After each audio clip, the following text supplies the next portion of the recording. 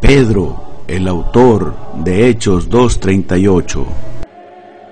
Pedro les dijo: arrepentíos y bautícese cada uno de vosotros en el nombre de Jesucristo para perdón de los pecados, y recibiréis el don del Espíritu Santo. Hechos 2:38 es tal vez el texto del bautismo de más controversia por varias razones. No solo es fácil de entender, sino que es muy prominente.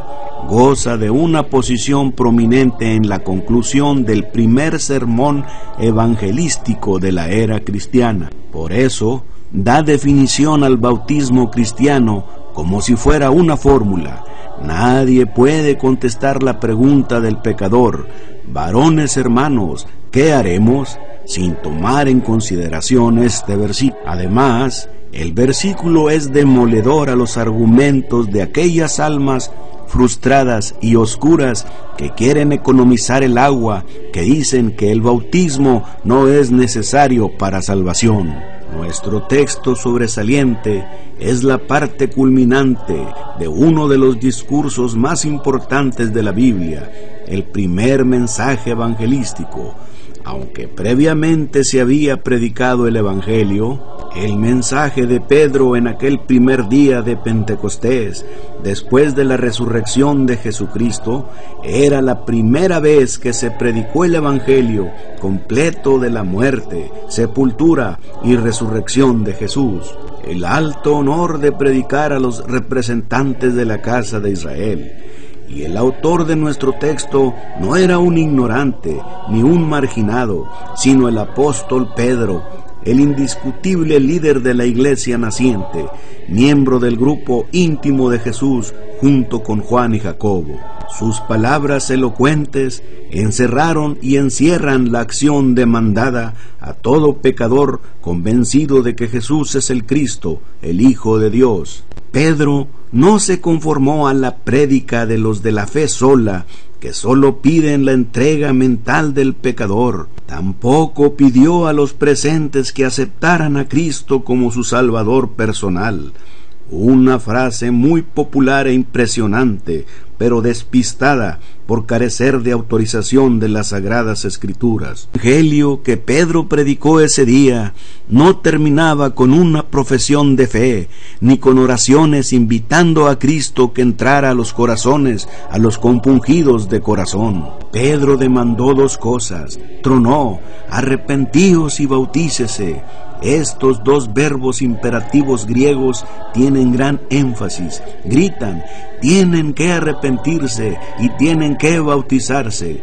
No se trata de una sugerencia ni de una buena obra, sino de una acción inmediata para apropiarse de las promesas ofrecidas, resolver la condición de pecador y evitar incurrir en un nuevo rechazo al Hijo. No era la opinión de uno cualquiera, sino el mandamiento de un apóstol autorizado por Dios, dotado con las llaves, el poder de abrir o cerrar el cielo por su evangelio. Nuestro texto controvertible no fue dicho en una esquina, sino en un día sin igual en la historia del judaísmo y de la iglesia. El judaísmo empezaba a desaparecer y la iglesia comenzaba a llenar la tierra. Hebreos 8:13, Daniel 2:44. Era un día muy profetizado. Según Isaías, comienza ese día a correr las naciones a la casa de Dios, la iglesia, y la ley sale de Jerusalén, mensaje de paz. Isaías 2:1-2. El día de Pentecostés era la fiesta de la cosecha, figurando unas 3,000 almas que iban a obedecer el Evangelio.